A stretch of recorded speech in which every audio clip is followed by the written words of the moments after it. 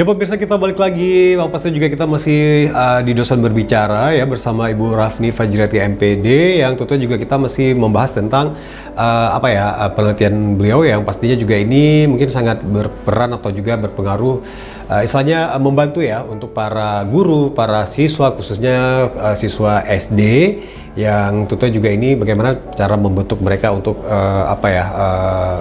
kemampuan untuk berpikir, mencerna, dan tentunya juga mungkin juga perlu sejak dini ya. Nah jadi mungkin seperti Ibu Raffi sampaikan tadi ya. Jadi kalau literasi digital ini juga dan keterampilan computational thinking atau juga CT ini ya, kalau misalnya istilahnya ini dalam orang-orang di SD-nya para guru itu penting diajarkan sejak SD ya. Karena itu ini khususnya untuk kelas 4 ya. Nah, jadi kalau misalnya di usia mungkin 10 tahun itu emang di masa-masa yang paling tepat gitu ya. Ya, menurut ya. Ini adalah untuk kelas 4 itu memang tahap awal. Gitu ya. Makanya jika kita melihat di program, ada program sekolah Pak Armia itu memang di tahap kelas 4 itu sudah ada namanya kelas digital. Oh, oke. Ya. Jadi di situ mereka sudah mulai belajar menggunakan laptop, Canva, Microsoft Word, yang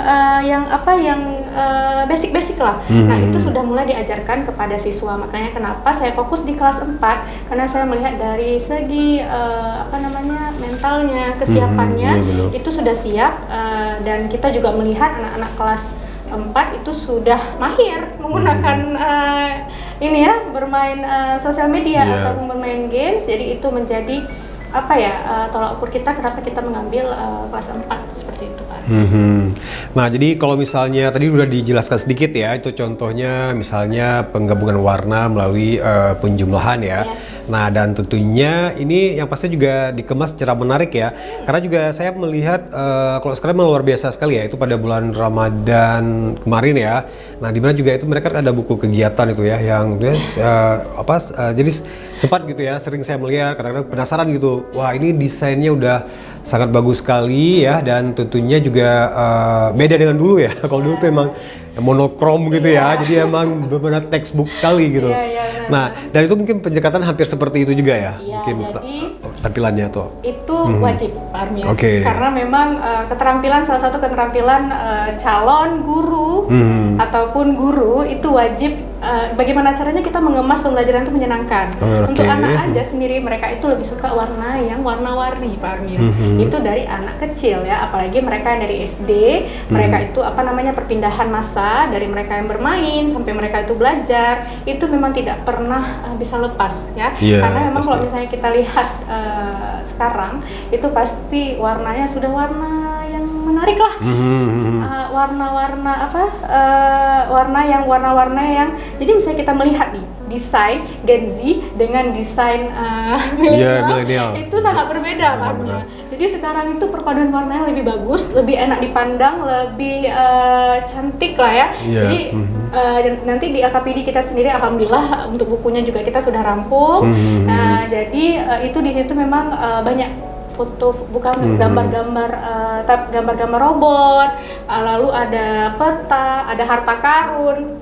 Jadi memang itu menyenangkan, Pak. Jadi bagaimana caranya kita men-set LKPD ini pada saat siswa itu melihat, penuh warna-warni, ada gambar-gambar, ada cerita, ada misi. Nah, jadi itu kita tarik dari situlah supaya bagaimana caranya belajar tidak membosankan. Dan itu juga bisa meningkatkan keterampilan mereka ya. Oke. Nah, terus kalau misalnya mungkin ini buat para guru-guru juga ya, atau juga para dosen ya, yang tentunya juga mungkin tidak hanya dari PGSD atau mungkin dari jurusan lain, dan orang tua juga. Nah, sebenarnya mungkin pemahaman yang lebih sederhana tentang LKPD Code for Kids ini itu apa sih gitu?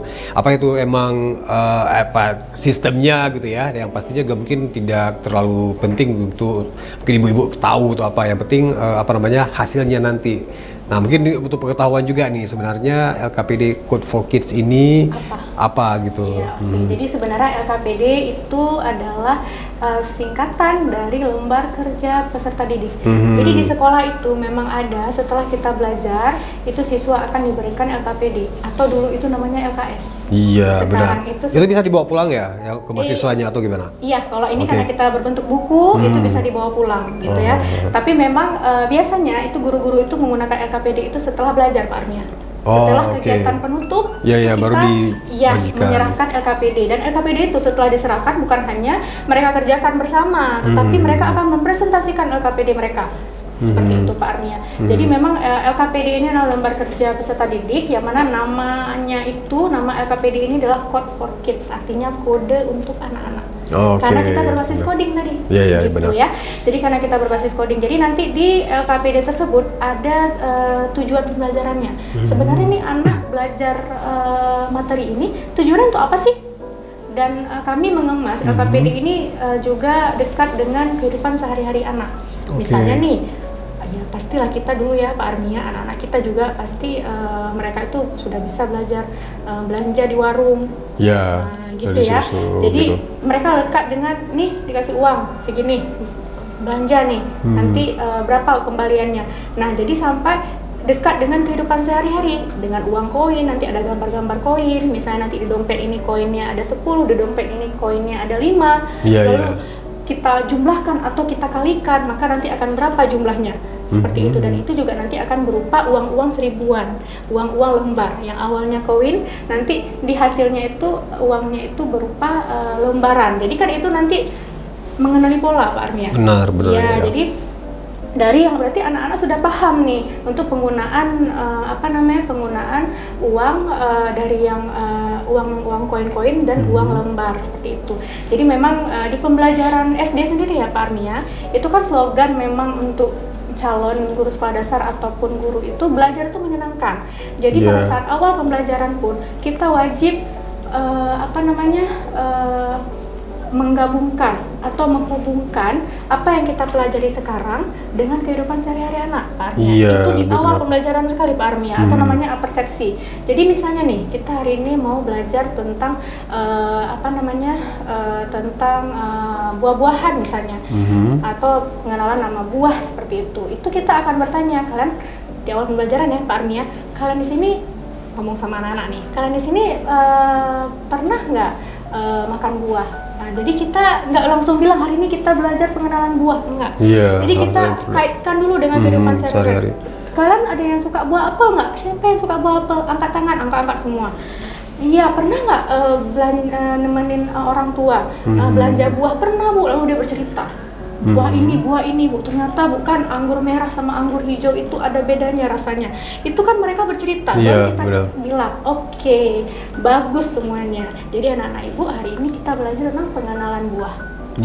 Itu hal yang wajib dilakukan oleh guru di awal pembelajaran Pak Armia sebenarnya. Jadinya ya mengaitkan dengan kehidupan sehari-hari, makanya LKPD pun dari Code for Kids ini kami membuat untuk kami sesuaikan dengan kehidupan sehari-hari anak yang dekat dengan pengalaman anak, seperti itu Pak Armia. Oke, nah mungkin satu lagi nih yang pastinya juga, apakah ini mungkin tadi Bro Afri juga sempat jelaskan sedikit ya, kalau ini prosesnya itu bukunya udah jadi ya. Nah jadi itu Bang udah sejauh mana sih, dan mungkin trialnya apakah ini sudah diuji coba, mungkin sampelnya untuk di para gurunya atau sama siswanya, atau sejauh mana nih untuk ini? Sebenarnya karena memang kita ini masih penelitian awal Pak Armia, jadi kita baru membuat produknya Pak Armia. Jadi insya Allah semoga tahun depan kita bisa integrasikan juga dengan metode pembelajaran terbaru dengan LKPD-nya, baru kita implementasikan di sekolah. Untuk saat ini memang yang sudah proses yang sudah kita lakukan itu kita melakukan observasi di sekolah sebenarnya bagaimana sih literasi digital di sekolah gitu ya. Lalu kita juga wawancara dengan guru Pak Armia. Kebetulan saya memilih SD Negeri 1 dan SD Negeri 13. Lalu kita juga diperiksa oleh ahli pakar Pak Armia. Setelah itu diperiksa dengan melewati revisi, mungkin ada yang harusnya ini lebih lekat lagi dengan kehidupan sehari-hari, atau dari segi warna parnya itu dilihat warnanya ini sepertinya Bu Rafni warnanya kurang menarik nih, seperti ini. Oke, kita ganti warnanya. Lalu intinya itulah trial ya. Iya, benar-benar. Gitu, kita mencoba sampai akhirnya kita finish, dan alhamdulillah kita juga sudah mensubmit juga. Jadi itulah alur parnya, dan kita berharap untuk ke depan nih, insya Allah penelitian selanjutnya, maka produk EKPD ini bisa kita implementasikan di sekolah dan akan kita padukan nih. Iya, kita akan padukan dengan metode pembelajaran atau dengan deep learning, seperti itu Pak Arnya, sehingga ini menjadi pembaruan seperti itu. Oke, ya pemirsa, kita break sebentar, nanti kita juga bakal balik lagi di sesi terakhir, dan tentunya juga tetap bersama kita berdua di Dosen Berbicara.